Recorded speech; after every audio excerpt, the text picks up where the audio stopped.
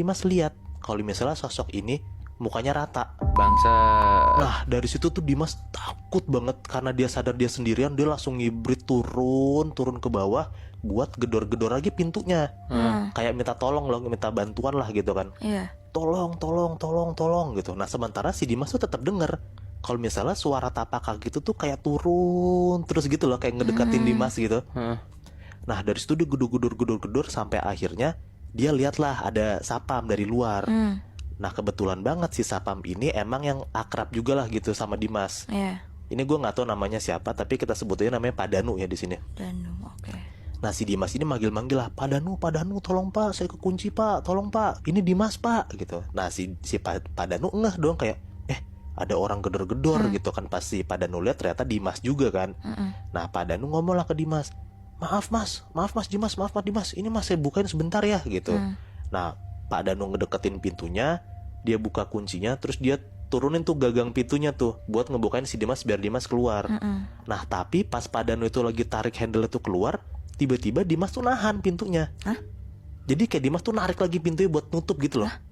Nah di situ Pak Danu bingung dong kayak, loh mas, kok ditutup lagi mas? Ayo mas keluar gitu kan. Nah di situ Pak Danu diem, bingung. Tiba-tiba Dimas ngomong dari dalam gedungnya, Pak Danu di belakang bapak pak, gitu. Nah Pak Danu bingung dong kayak, di belakang Pak Danu ada siapa gitu kan. Pak Danu nengok ke belakang. Pas Pak Danu nengok, Pak Danu tuh kaget banget sama apa yang dia lihat. Ternyata pas Pak Danu nengok, Pak Danu tuh ngeliat ada si sosok yang tadi cewek ini, yang mukanya rata ini, jalan ngedeketin Pak Danu. Pak Danu tuh ketakutan, Pak Danu langsung jatuh. Nah pas Pak Danu jatuh, si Dimas pun juga ngeliat gitu loh, posisi ini gitu, situasi ini. Si sosok ini jalan ngedeketin Pak Danu, kayak nindihin Pak Danu gitu. Tiba-tiba si sosok ini hilang. Nah di situ Dimas lihat lah kalau misalnya Pak Danu teriak-teriak gitu. Kayaknya sih Pak Danu ini kesurupan. Karena si sosok ini hilang pas lagi nindihin Pak Danu kan. Nah ngelihat si Pak Danu teriak-teriak itu, si Dimas langsung keluar gedung. Dan si Dimas ini ninggalin Pak Danu gitu aja. Wah bangsat. Jadi kayak Pak Danu tuh lagi teriak-teriak sendirian, Dimas pulang aja gitu. Anjir. Karena ketakutan kali ya. Nah udahlah, singkat cerita, kebesokannya si Dimas dapat kelas sore lagi, sekitar jam 5-an. Hari itu si Dimas sampai kampus. Dimas lihatlah dari jauh kalau misalnya ada Pak Danu lagi duduk di meja sapamnya biasa gitu loh. Nah karena si Dimas ini ngeliat ada Pak Danu, si Dimas tuh langsung buang muka gitu loh. Karena Dimas tuh udah ngerasa nggak enaknya juga karena kejadian semalam. Ya, karena dia ninggalin Pak Danu itu. Iya karena dia ninggalin Pak Danu kan. Nah tiba-tiba Pak Danu tuh teriak dari kursi sapamnya itu loh. Nah dia bilang kayak, kenapa mas Dimas kok buang muka gitu. Anjing. Nah pas diteriakin Pak Danu itu, ya Dimas langsung sontak diem aja gitu loh. Nah di situ Pak Danu langsung nyamperin Dimas, ngomong lah langsung ke Dimas kayak, mas jangan ninggalin gitu aja mas kemarin mas gitu. Saya ketakutan loh mas gitu. Saya sumpahin ya mas, nanti mas Dimas nggak bisa lepas dari sosok itu. Anjing. Nah dari situ Dimas kayak diem dan dia tuh langsung jalan gitu aja. Nah setelah Dimas kelar kelas, Dimas tuh langsung mau pulang lah gitu. Dia nggak mau lagi pulang malam-malam, takut kekunci lagi kayak kemarin kan. Iya. Pas Dimas mau keluarin motornya, si Pak Danu lihat Dimas lagi tuh. Nah terus tiba-tiba si Pak Danu teriak lagi, hati-hati Dimas gitu. Ngomong hati-hati itu kayak hati-hati nyindir gitu loh. Iya, kayak ngejek gitu ya. Nah di situ Dimas cuma nengok Pak Danu doang, terus udah cabut aja gitu, bawa motornya pulang, balik ke kosannya. Nah di situ sekitar jam 7 si Dimas sampai ke kosannya. Dimas sampai kosannya, dia parkir motornya. Pas Dimas parkir motornya, dia ketemu sama ibu kos. Ya. Ibu kosannya Dimas gitu. Nah ibu kosannya Dimas langsung nyamperin Dimas lah. Si ibu kosannya ngomong, Dimas itu udah ditungguin tuh sama kakaknya gitu. Di situ Dimas bingung lah karena posisinya si Dimas tuh nggak punya kakak. Nah si Dimas jawab lah kayak, hah kakak saya bu gitu. Nah ibunya nyaut lagi, iya itu yang hijab kan gitu. Nah di situ Dimas kayak langsung diem gitu loh. Nanya lagi lah Dimas, hah di mana bu gitu. Si ibunya nyaut lagi kayak, nggak tahu Dim kemana kakak kamu, coba aja kamu telepon gitu. Nah di situ mulai tuh perasaan Dimas nggak enak.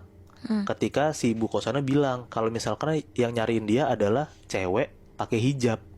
Nah dia langsung keinget lah sama sosok yang semalam gentayangin si Dimas kan, nyamperin Dimas di gedung itu kan. Di situ Dimas menangin diri, dia coba naik ke atas lah ke kamar kosannya gitu kan. Begitu Dimas sampai depan pintu, si Dimas tuh dalam hati kayak nyebut-nyebut gitu lah, Bismillahirrahmanirrahim, Bismillahirrahmanirrahim.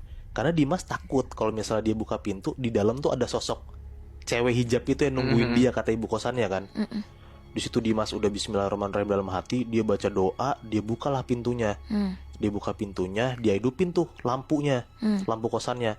Pas dia hidupin lampu kosannya, dia lirik ke dalam kosannya, dalam kamarnya. Ternyata alhamdulillahnya nggak ada apa-apa. Nah udahlah, Dimas di situ tenang kan, kayak alhamdulillah nggak ada apa-apa gitu kan. Berarti mungkin ibu kosannya salah lihat atau salah denger gitu. Dimas masuk kamarnya, Dimas mau nutup tuh pintu kamar kosannya. Pas Dimas mau nutup pintu kamar kosannya, tiba-tiba dia ngerasa kalau misalnya pintunya tuh ada yang ngeganjel dari luar. Jadi nggak bisa ketutup rapat gitu loh pintunya. Iya. Nah di situ dia kayak, hah kenapa nih gitu. Nah tiba-tiba kan pintunya tuh kayak ada ngeganjel dari luar kan. Jadi masih ada kayak celah dikit dong dari bener. pintunya kan. Kebayang kan? Iya.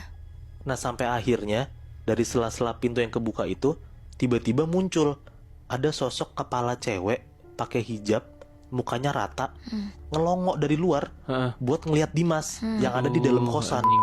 Nah jadi ternyata bener Chef, sosok yang dia temuin di kampus itu beneran ngikutin Dimas sampai kosannya.